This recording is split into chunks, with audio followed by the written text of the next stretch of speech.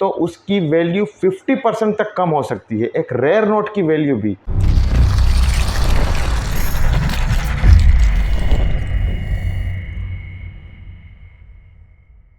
Hello दोस्तों, पिछली video में जैसे मैंने आपको बताया कि एक सिक्के को सेल करने के लिए सबसे पहले सिक्के को समझना ज़रूरी है, उसी प्रकार से आज के वीडियो में मैं आपको बताऊंगा कि एक सिक्के को संभालने के लिए कौन सी आवश्यक सामग्री होती है, कौन सी वो स्टेशनरी है जो आपको लेनी ही पड़ेगी नोट्स और सिक्के को संभालने के लिए।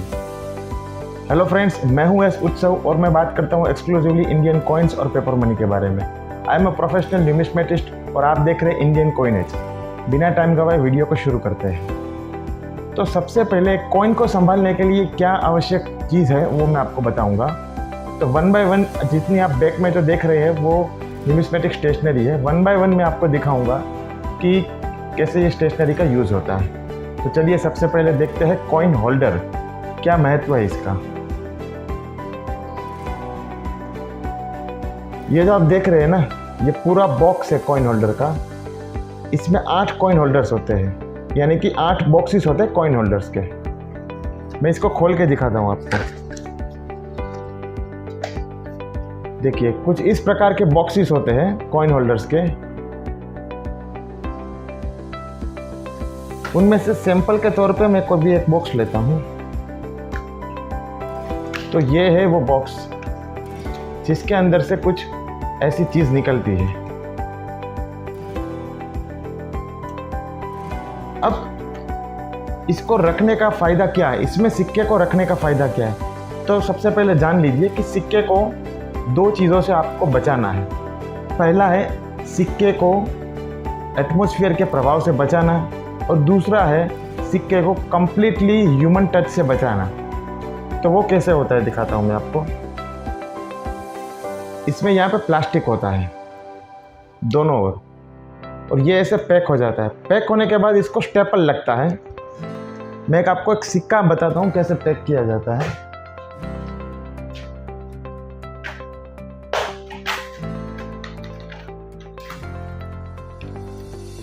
देखिए एक सैंपल का है, मैंने एक सिक्का लिया, उसको मैं इसको पैक करके दिखाऊंगा आपको।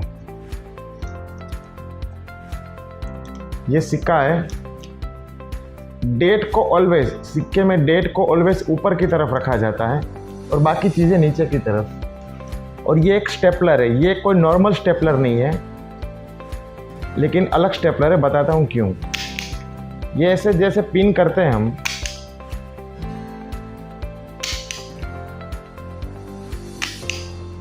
देखिए ये सिक्का हो गया आपका सेफ। अब ये सालों साल इसी तरीके से रहेगा। अगर इसको आप और एक चीज़ में डाल दोगे तो वो भी मैं आपको बताऊंगा। देखिए ये सिक्का कंप्लीटली सेफ हो गया। अब इस स्टेपलर का एक जादू है।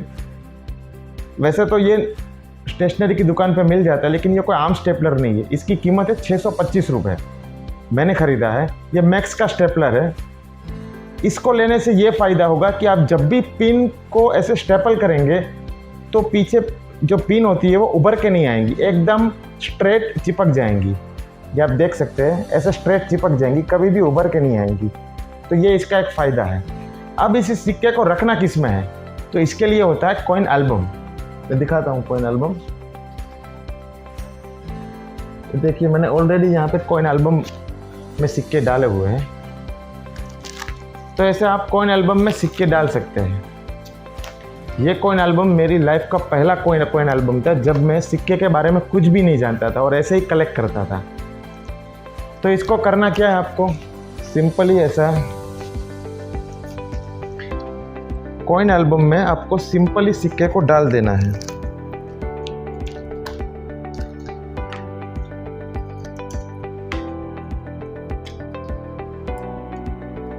ये हो गया आपका कंप्लीटली सेफ। ये कंप्लीट सेफ सिक्का हो गया आपका।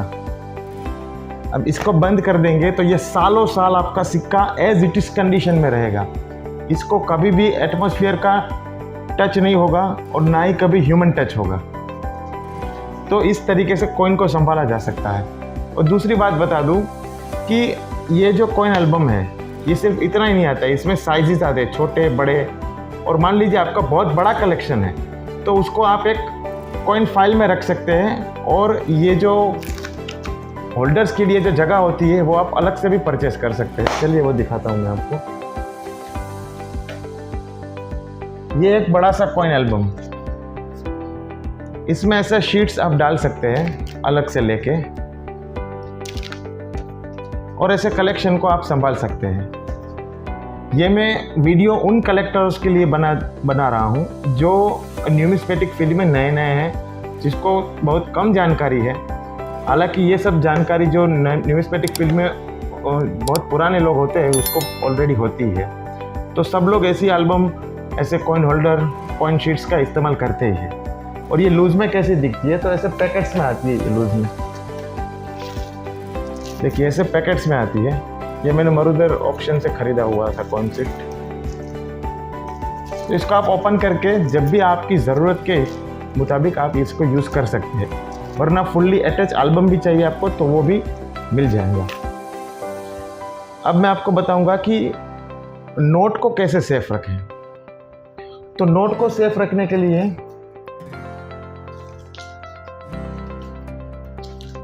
हालांकि अभी मेरे पास नोट नहीं है। नोट को सेफ रखने के लिए ऐसे माइक्रोन की पॉलीथीन आती है, उसमें आपको सिंपली नोट को डाल देना है, और इस नोट को एज इट इज़ जैसे कॉइन एल्बम होता है उसी प्रकार से नोट का भी एल्बम होता है। देखिए ये एल्बम देख लीजिए एक बार।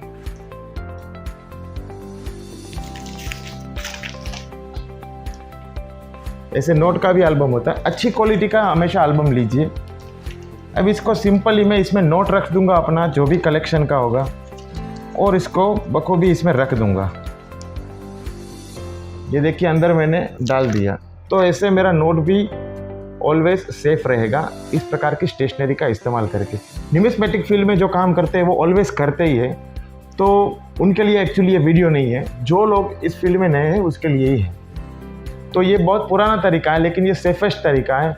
और कोई भी न्यूमिस्मेटिक डीलर है, कोई भी न्यूमिस्मेटिक कलेक्टर है, वो इसी प्रकार के एल्बम नोट्स के लिए यूज़ करते हैं। दूसरी बात याद रखिए, ये क्यों स्ट्रेट है, आपको ये आपको मालूम होना चाहिए कि न्यूमिस्मेटिक फील्ड में एक नोट होती है जो अगर वो बीच में से मुड़ी हुई है तो उसकी वैल्यू 50% तक कम हो सकती है। एक रेयर नोट की वैल्यू भी 1964 का 1 रुपये का नोट मैंने आपको बताया था कि 10,000 मार्केट वैल्यू है, लेकिन वो बीच में से मुड़ गया तो उसकी मार्केट वैल्यू 7,000 हो जाएगी।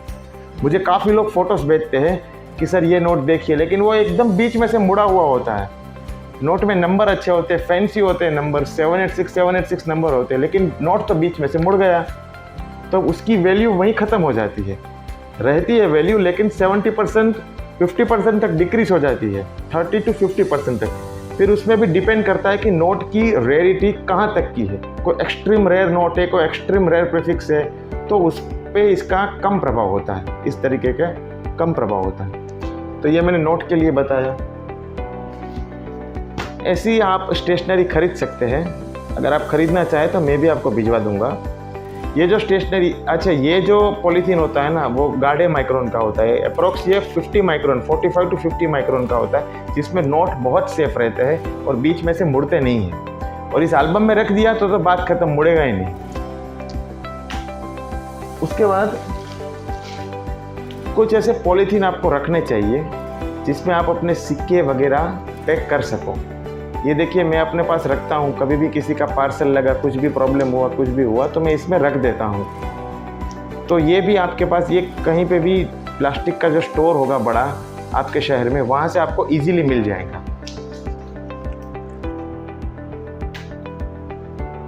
उसके बाद सिक्के को पैक करने के लिए, मान लीजिए कि डेफिनेटिव और कॉमेमोरेटिव, यानी कि रिपब्लिक ऑफ इंडिया में क्या होता है कि कोई भी कलेक्टर होता है ना, तो वो 100 के मल्टीप्लिकेशन में सिक्के खरीदता है। फॉर एग्जांपल अगर ब्रास के 5 रुपये मिल गए तो पूरा पैकेट आता है, या तो 100 पीसीस आते हैं, तो वो इस हिसाब से कलेक्शन करता है। तो उसके लिए ये चीज़ है, बढ़िया अच्छी चीज़ होती है, बड़े माइक्रोन की चीज़ होती है। इसका सैंपल दिखाऊं तो ये रहा इसका सैंपल। आप सभी कॉइन को एल्बम में नहीं रख सकते, क्योंकि रिपब्लिक में क्या है कि कॉइन रखते रखते आप थक जाएंगे, तो सभी कॉइन को एल्बम में पैक नहीं कर पाएंगे। उसके लिए क्या है, ये एक सिंपल कॉइन है, इसको आपको ऐसे लगा देना है। ऊपर से निकाल के ये कर दिया पैक और ये चला गया अपने डब्बे में। तो ऐसे डब्बे में रख देंगे तो आपका काम हो जाएगा। इस प्रकार से भी सिक्के पैक होते हैं। अब इसमें पानी भी कोई टच करेगा ना तो इसको कोई प्रॉब्लम नहीं होगा। जनरली कोई टच करता नहीं है, लेकिन कुछ भी एक्सीडेंट हो गया तो इसको, अगर ये ऐसे पैक है तो प्रॉब्लम नहीं होगा। अगर आप ऐसे लूज़ में रखेंगे ऐसे, तो एक तो मैं इसको टच कर रहा हूँ, हालांकि ये बहुत कॉमन सिक्के है मेरे पास, ऐसे मैं टच कर रहा हूँ और ऊपर से मैं इसको प्लास्टिक में भी नहीं रख रहा हूँ, तो ये सिक्के ज़्यादा डैमेज हो गए। डैमेज मतलब जो सिक्के अनसर्कुलेटेड होते हैं वो सिक्के फिर सर्कुलेटेड कहे जाएंगे, क्योंकि हाथ में ना थोड़ा बहुत एसिड रहता है, वो आपको दिखता नहीं, लेकिन जैसे जैसे टच करते हैं ना तो इसका लस्टर चला जाता है। लस्टर यानी चमक। सिक्के में जो नए सिक्के होते हैं उसमें एकदम ब्रिलियंट लस्टर होता है, बहुत अच्छा लस्टर होता है। अगर हम टच करेंगे बार बार तो लस्टर ख़त्म हो जाएगा। तो ऐसे सिक्के और नोटों को संभाला जाता है। और भी कुछ स्टेशनरी है, जैसे मैंने आपको बताया, ऐसे छोटे छोटे डब्बे भी रख सकते हो। इसमें आप क्या करेंगे, जैसे मैंने आपको एक सिक्का पैक करके बताया, इस तरीके से रख देंगे आप। जो भी आपके पैक किए हुए सिक्के हैं इस तरीके से रख देंगे, डब्बा कर दो पैक। अब डब्बा कौन सी साइज़ का लेना है वो आपको डिसाइड करना है। जितना आपका कलेक्शन उस हिसाब से आप डब्बे ले लीजिए। उस हिसाब से मैं एक बड़ा डब्बा भी रखता हूँ। देखिए ये, उसमें क्या होता है, मैं आपको पहले बता दूं कि मैं बहुत सालों से, पिछले 10 सालों से, भारत आज़ाद हुआ उसके जो सिक्के हैं उस पर मेरा काफ़ी फोकस है, काफ़ी अच्छा ग्रिप है और मैं उसमें बहुत अच्छा काम कर सकता हूँ और कर रहा हूँ। तो उस हिसाब से मैं इसी को मद्देनज़र ये डब्बा खरीदा। अब पूछो डब्बा क्यों ख़रीदा, तो ये जो डब्बा है उसमें मैं डेट वाइज या मिंट वाइज, डेट यानी 1978, 79, 75 ऐसे करके मैं डिब्बे में कॉइन रख सकता हूँ। मान लो मुझे 2 पैसे का ही एक डिब्बा बनाना है तो मैं 2 पैसे में रख सकता हूँ। यहाँ पे इस बैग का इस्तेमाल करके अपने कॉइन रख के इस डब्बे में रख दूंगा ऐसे, तो मैं डेट वाइज और मिंट वाइज डब्बे को संभाल सकता हूँ ऐसे। अगर इसी तरीके से रख दिया तो ये आपको ज़्यादा हेल्पफुल रहेगा। तो ऐसा कोई डब्बा हो आपके पास, कहीं पे भी प्लास्टिक का स्टोर होता है बड़ा वाला आपके शहर में, वहाँ से मिल जाएगा ये। तो इस तरीके से मैं डब्बे का भी इस्तेमाल करता हूँ। अब एक और चीज़ जो उतनी ज़रूरी नहीं है लेकिन फिर भी मैं आपको बता दूँ, ये यहाँ पे है वर्नियर कैलिपर। दिखा देता हूँ वर्नियर कैलिपर कैसा होता है। ये डिजिटल कैलिपर है।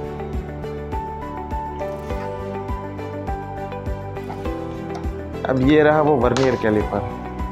अब जो साइंस के स्टूडेंट है उसको तो ऑलरेडी पता होगा कि वर्नियर कैलिपर क्या होता है। ये देख लीजिए वर्नियर कैलिपर।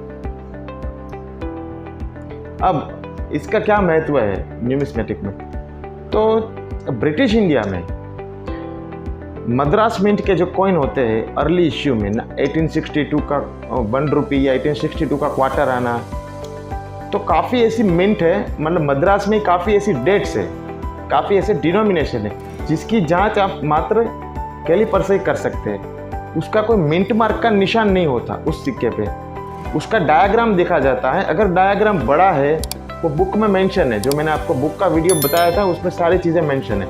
अगर डायग्राम 1 से लेकर 2 है तो वो बॉम्बे का है, 2 से लेकर 250 है तो वो मद्रास का है। ये मैं एग्जांपल दे रहा हूँ। तो उस हिसाब से आप अपने सिक्के को इसमें रख के डायग्राम इसका चेक कर सकते हैं। इसका तो जो भी डायग्राम चेक करेंगे वो यहाँ पे डिजिटली आपको दिख जाएगा। तो ये, लेकिन ये उतना ज़रूरी नहीं है, लेकिन अगर फिर भी आप खर्चा करना चाहते हैं तो इस पर कर दीजिए। ये लाइफ टाइम आपके पास ही रहेगा, कोई प्रॉब्लम वाली चीज़ नहीं है ये।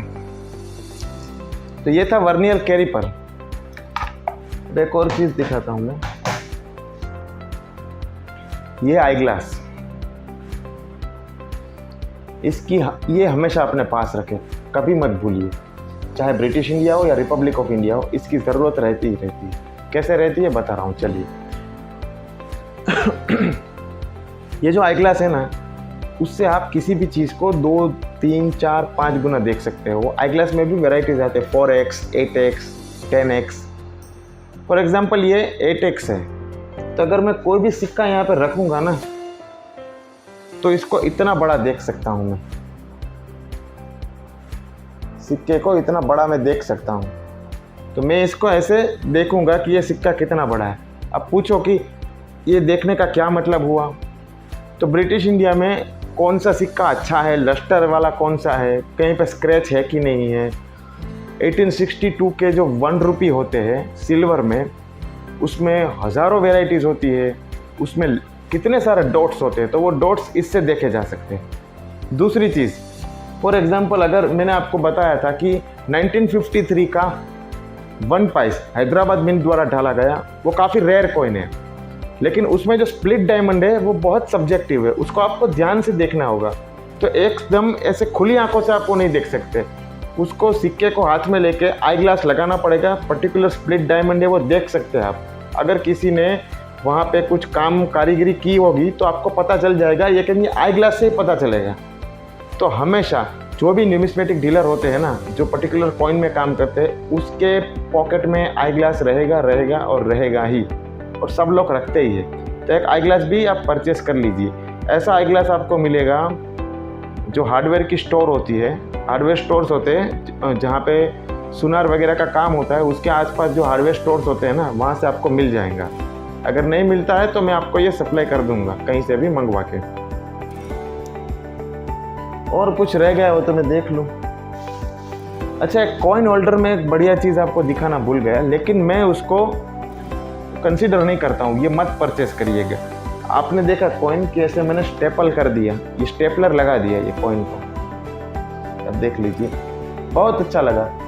लेकिन उससे भी ऊपर महंगा वाला कॉइन होल्डर चाहिए तो ये रहा, ये प्रिंस का कॉइन होल्डर होता है, ये बहुत महंगा रहता है। ये शायद एक होल्डर ही 50 रुपये का आता है, मैंने ख़रीदा नहीं था, ये किसी का आया हुआ था। अब इसमें क्या रहता है वो दिखाता हूँ। इसमें सबसे पहले स्टेपलर में से झंझट, मतलब आपको स्टेपलर रखना ही नहीं पड़ेगा। देखिए इस प्रकार से ये होता है। अब इसमें कोई भी सिक्का डाल देंगे तो कैसा दिखेगा। एग्जाम्पल के तौर पे मैंने सिक्का ले लिया यहाँ पे, ये एक सिक्का ले रहा हूँ मैं। इसको अगर मैं पैक करना चाहूँ तो सबसे पहले मुझे यहाँ से इसका ये येलो प्लास्टिक निकालना रहेगा।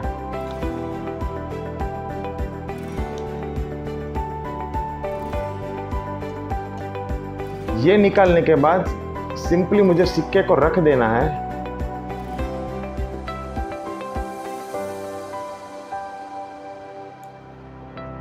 और इसे चिपका देना है। ये हो गया फिनिश। अब इसको खोल नहीं पाएंगे आप, और आपको लगेगा कि ये तो बढ़िया चीज़ है, इससे अच्छी चीज़ नहीं हो सकती है, स्टेपलर की भी ज़रूरत नहीं रहती, महंगा है तो क्या हुआ। लेकिन ये अभी तो आपको अच्छा लग रहा है, लेकिन कुछ टाइम बाद 1 साल 1.5 साल अगर अच्छा कलेक्शन रखना चाहते हो, लॉन्ग टर्म कलेक्शन रखना चाहते हो, तो 1 या 1.5 साल बाद इसमें से ग्लू रिलीज़ होगा, वो सीधा कॉइन को टच करेगा और कॉइन को ख़राब कर देगा। और फेसबुक पे मैं आए दिन देखता हूँ काफ़ी लोगों की इस प्रकार की शिकायतें रहती है कि जो प्रिंस होल्डर है वो आप मत खरीदिए, उसमें से ग्लू रिलीज़ होता है, वो आपको पता भी नहीं चलेगा। आपने तो कॉइन अपने एल्बम में रख दिए, फिर 2 साल बाद देखेंगे पता चला कॉइन पूरा काला हो गया ग्लू रिलीज़ होने की वजह से, या तो पीला पड़ गया। तो जो यूएनसी कॉइन अगर है 5-10 हज़ार का कॉइन, तो पूरा ख़राब हो जाएगा, आपकी मेहनत पानी में जाएंगी, कलेक्शन बिगड़ जाएगा। तो ये मैं रिकमेंड नहीं करता हूँ। आप ख़रीदना चाहे तो ख़रीद सकते हैं प्रिंस वाला। अच्छा चलिए, और मैं जो बैग की बात करता हूँ उसमें भी थोड़ी बहुत बैग आती है अलग अलग टाइप की, जैसे कि ये देख लीजिए, इसमें भी आप कॉइन्स रख सकते हैं। तो ये भी कभी भी एग्जीबिशन में जाए ना आप, तो इस प्रकार की बैग साथ में लेके जाएं। किसी ने आपको एक कॉइन दिया तो क्या वो बैग में डाल देंगे अपना जो पर्सनल बैग लेके गए थे? नहीं, उसमें से पॉलीथीन निकालेंगे, उसमें सिक्के डालेंगे। क्योंकि एग्जीबिशन में अगर आप कहीं पे जाएंगे तो वहाँ थोड़े स्टेपलर और ये कॉइन होल्डर लेके घूमते रहेंगे आप। वहाँ पे तो ये सिक्का आया, इसमें डाला, या तो इस प्रकार के होल्डर में डाला, बात ख़त्म। मैं तो ये एग्जीबिशन जाता हूँ ना, तब ये 40-50 तो अपने जेब में ऐसे ही रख लेता हूँ, और ये 8-10 अपने ऊपर के पॉकेट में रख लेता हूँ। कभी ज़रूरत पड़ गई, किसी और को ज़रूरत पड़ गई तो भी दे देते हैं। ये भी आपको प्लास्टिक का बड़ा स्टोर होगा, जहाँ पे प्लास्टिक मटेरियल ये जो सप्लाई करते हैं वहाँ से आपको मिल जाएगा। अब देख लेता हूँ कुछ बचा है तो मैं आपको दिखा दूँ। अच्छा, एक और चीज़ शायद बची हो तो दिखा दूँ। नहीं, तो ये था पूरा न्यूमिस्मेटिक स्टेशनरी। अच्छा, इन सारी स्टेशनरी का कॉस्टिंग अप्रोक्स एक साथ आप परचेज मत कीजिए, 1 बाय 1। अब सबसे पहले आप कॉइन होल्डर लीजिए, उसके बाद आप कॉइन एल्बम लीजिए, उसके बाद आप नोट का एल्बम लीजिए। अगर आप नोट का कर रहे हो तो पहले नोट का एल्बम लीजिए। 1 बाय 1 परचेस करते चाहिए। फॉर एग्जांपल वर्नियर कैलिपर अभी ज़रूरत नहीं है तो मत लीजिए, लेकिन प्लास्टिक बैग्स है वो बहुत कम दाम की है, उसको पहले ही परचेस करके रखें। ऐसे जो मैंने डिब्बे बताए, ये वाला डिब्बा, ऐसा डिब्बा बताया, वो आप परचेस कर लीजिए। वो काफ़ी हेल्पफुल होगा आपको। जब भी आप कलेक्शन करेंगे ना तो आपका टाइम वेस्ट नहीं होगा। फटाफट डिब्बे में लिख दो ऊपर क्या कलेक्शन है, अंदर डाल दो, बात ख़त्म। तो ये था पूरा न्यूमिस्मेटिक स्टेशनरी। वीडियो अच्छा लगा है तो वीडियो को लाइक कीजिए, चैनल को सब्सक्राइब कीजिए, और वीडियो बहुत अच्छा लगा है तो दूसरे लोगों के साथ शेयर भी कीजिए। आज के वीडियो में इतना ही, मिलते हैं अगले एक और वीडियो में। और हाँ, याद रखिए संडे को एक बहुत अच्छा इंटरव्यू लेने वाला हूँ मैं, जिसका वीडियो आपको मिल जाएगा वेडनेसडे या उससे पहले को आपको ये वीडियो मिल जाएगा। तो stay tune with Indian coinage. Video अच्छा लगा है शेयर कीजिए, चैनल को सब्सक्राइब कीजिए, वीडियो लाइक कीजिए। थैंक यू सो मच, धन्यवाद।